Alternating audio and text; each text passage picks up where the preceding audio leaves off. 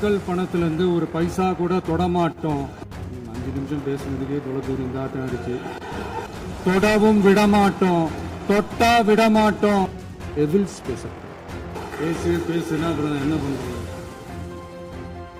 CM Vijay sir பேசுங்க, பதில் சொல்லுங்க, ரீல்ஸ் மட்டும் போடுறீங்க, ரியல்ல பேசுங்க, சட்டசபையில பேசுங்க அப்படின்ட்டு கேள்வி கேட்ட டிஎம்கே காரங்கள தலைமை இன்னைக்கு பேசி ஓட விட்டுருக்காப்லங்க. இந்த மாதிரி விஜய் தான் எங்களுக்கு தேவை, இந்த மாற்றத்துக்கு தான் நாங்க ஓட்டு போட்டோம். அப்படி அவர் என்ன பேசினாரு பாருங்க. கட்சி நிதின்ற பேர்ல அடிச்ச கொள்ளைய ஒன்னா கவர்மெண்டோட கஜானாக்குள்ளேயே கொண்டு சேர்த்துக்கிட்டே இருக்கிறாங்க. இப்பவும் சொல்றேன், மக்கள் பணத்திலிருந்து ஒரு பைசா கூட தொடமாட்டோம், தொடவும் விடமாட்டோம், தொட்டா விடமாட்டோம். இதுக்கு முன்னாடி தொட்டவங்களையும் விடமாட்டோம். ஒவ்வொரு ஊழலா வெளியில வரும் போல, ஒவ்வொரு வேஷமா கலைஞ்சிரும் போல, இங்க இருக்கிற நிறைய பேரு நடுங்கி போய் இதுல நம்ம மேல அவதூறு வேற. இப்ப புதுசா ஒரு வெப்பன் ஒண்ணு கொண்டு வந்திருக்காங்க. அது என்ன தெரியுமா? அவங்க தயவால தான் நம்ம ஆட்சி நடக்குதாம். மக்கள் தயவால இந்த ஆட்சி நடந்துகிட்டு இருக்கு. மனசாட்சி உள்ள சக்திகளோட ஆதரவால இந்த ஆட்சி நடந்துகிட்டு இருக்கு.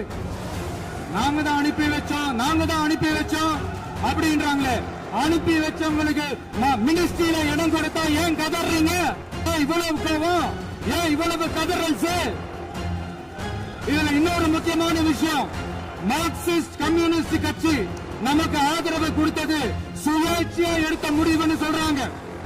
அதே மாதிரி இந்திய கம்யூனிஸ்ட் கட்சி நமக்கு ஆதரவு கொடுத்தது சுயேட்சையா எடுத்த முடிவுன்னு சொல்றாங்க.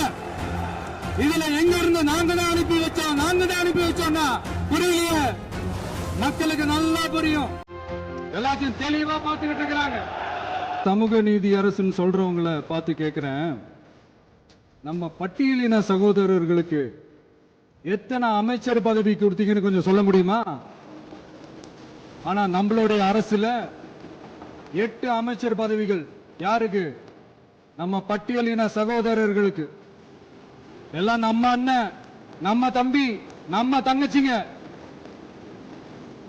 அண்ணல் அம்பேத்கர் அவர்களுடைய கிட்டத்தட்ட 100 ஆண்டு கால கனவு இப்ப நிறைவேறி இருக்கு. நான் ஏன் கொஞ்சம் சவுண்டா பேசுறேன் அப்படின்னா, அவங்களுக்கு கேட்கணுன்றதுக்காக தப்பா எடுத்துக்காது. மக்களால் நிராகரிக்கப்பட்டு மக்களால் அகற்றப்பட்டவங்களுக்கு ஒண்ணு சொல்லிக்கிறோம், தப்பே செய்ய மாட்டோம், ஊழலே செய்ய மாட்டோம், நேர்மையா தான் இருப்போம், நியாயமா தான் இருப்போம் அப்படின்னு சொல்றவங்களால மட்டும்தான் கூட்டணி ஆட்சி அமைக்க முன் வரும்.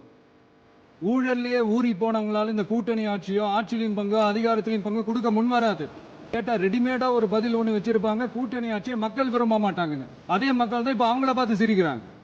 பதவி ஏற்ற அன்னைக்கு கொஞ்சம் டைம் அவகாசம் கேட்டேன். எதுக்கு கேட்டேன்? நிதி நிலைமைலாம் கொஞ்சம் மோசமா இருக்குது, அதெல்லாம் கொஞ்சம் சரி செஞ்சுக்கிட்டே படிப்படியா கொஞ்சம் கொஞ்சமா நான் கொடுத்த வாக்குறுதிகள்லாம் செயல்படுத்துவேன், அதுக்காக கொஞ்சம் டைம் அவகாசம் கேட்டேன். நான் ஏதோ வேற எதுக்காகவோ வேற யாருக்காகவோ ஏதோ அவகாசம் கேட்ட மாதிரி. மக்கள் நமக்கு ஓட்டு போட்டது தப்பா, குடும்பமா நமக்கு ஆதரிச்சது தப்பா. இது இப்போ இல்ல, நான் சொல்றது எம்ஜிஆர் அவர்கள் காலத்திலிருந்தே. அப்பவே அவர் ஜெயிச்சப்போ அதே மக்களை தப்பா பேசுறது. மக்கள் என்ன பண்ணிட்டாங்க, எம்ஜிஆர் என்ன பண்ணிட்டாரு, எம்ஜிஆர் என்ன இது பண்ணிட்டாரு. 50 வருஷமா ஒரே டெக்னாலஜி எல்லாம் மாறி வேற எங்கேயோ போயிட்டு இருக்கு. பஸ் கொஞ்சம் டெக்னிக் ஆச்சும் கொஞ்சம் மாத்தினா கொஞ்சம் நல்லா இருக்கும். இந்த நக்கலு, நையாண்டி, சம்பந்தம் இல்லாத பேச்சு இதெல்லாம் பேசிட்டு அப்புறம் முதல்வருக்கு பதில் சொல்ல தெரியல அப்படின்னா அப்புறம் என்ன சோஃபா மாடல் ஆட்சியா? அது என்னன்னு புரியறதுக்கு எனக்கு ரொம்ப நாள் ஆச்சு. இந்த sofa set, table chair, teapoy, furniture பிசினஸ்லாம் வேற எங்கேயும் வெளியில போய் பண்ண சொல்லுங்க. ஆக்கப்பூர்வமான கருத்துக்கள் இருந்தா சொல்லுங்க. டெஃபினட்டா அது சரியா இருந்தா நாங்க ஏத்துக்கிறோம். எனக்கு ஒரு குட்டி கதை ஒன்று ஞாபகம் சொல்லாமா? ஒரு ஊர்ல ஒரு பெரியவர் வெயில் ரொம்ப ஜாஸ்தியா இருக்குன்னு சொல்லிட்டு கண்ணுக்கு மேல கை வச்சுக்கிட்டு இப்படி சுத்தி முத்தி தேடிக்கிட்டு இருந்தாராம். அப்ப கூட இருந்த ஒரு சின்ன பையன், என்ன தேடுறீங்க அப்படின்னு கேட்கலாம். அதுக்கு இந்த பெரியவர் சொன்னாரா, அது ஒண்ணு இல்ல தம்பி, உங்க அப்பா இங்கதான் இருப்பாருன்னு சொன்னாங்க, அதான் தேடிக்கிட்டு இருக்கேன். எங்க உங்க அப்பாவே காணோம். எங்களுக்கும் நக்கலா நையாண்டியா சம்பந்தம் இல்லாத குட்டி கதை இதெல்லாம் எங்களுக்கும் பேச தெரியும். அந்த கதையில பெரியவர் அப்படி சொன்னாரா? தப்பா எடுத்துக்காதீங்க. அந்த கதையில பெரியவர் அப்படி கேட்டாரா? அதனால யாரும் இங்க டென்ஷன் ஆகலன்னா 5 நிமிஷம் பேசுனதுக்கே குளத்தூர் இந்த ஆட்டம் அடிச்சு பேசுனா அப்புறம் என்ன பண்றது? அதே மாதிரிதான் பேசுறது ஒண்ணு, செய்யறது ஒண்ணு, செய்யறது ஒண்ணு, பேசுறது ஒண்ணு. இதெல்லாம் மக்கள் பார்த்துக்கிட்டு இருக்காங்க. எலெக்ஷனுக்கு முன்னாடி தான் அப்படி செஞ்சுக்கிட்டு இருந்தாங்க. இப்போ எலெக்ஷனுக்கு அப்புறம் அதே தான் செய்யறாங்க.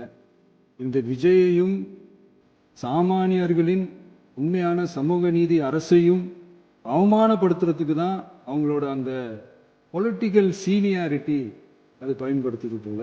சரி, செய்யட்டும், நல்லா செய்யட்டும். உங்களை மாதிரி தமிழ்னு சொல்லிக்கிட்டு, மொழி பண்பாடு கலாச்சாரம்னு சொல்லிக்கிட்டு ரெட்டை வேஷம் போடுறவங்க நாங்க கிடையாது. எங்களுக்கு பாடம் எடுக்கிறதா நினைச்சுக்கிட்டு உங்க வேஷத்தை நீங்களே கொஞ்சம் கொஞ்சமா கழிச்சுக்கிட்டே வரீங்க, மறந்துடாதீங்க.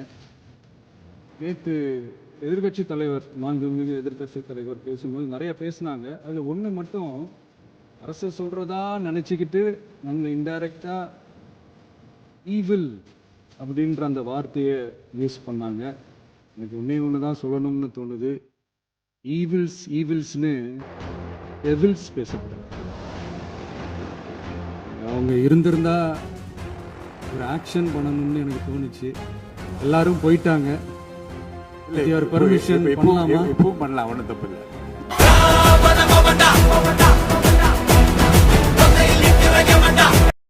முதல்வர் விஜய் அவர்கள் பேசின ஒவ்வொரு பேச்சுக்கும், தப்பு பண்ண ஒவ்வொரு ஆளுக்கும் ஹார்ட் பீட் எகிரி இருக்கும். சிஎமோட பேச்சு எப்படி இருக்கு கமெண்ட்ல சொல்லுங்க. இந்த வீடியோ பிடிச்சா லைக் பண்ணிட்டு நம்ம சேனலை மறக்காம சப்ஸ்கிரைப் பண்ணிடுங்க.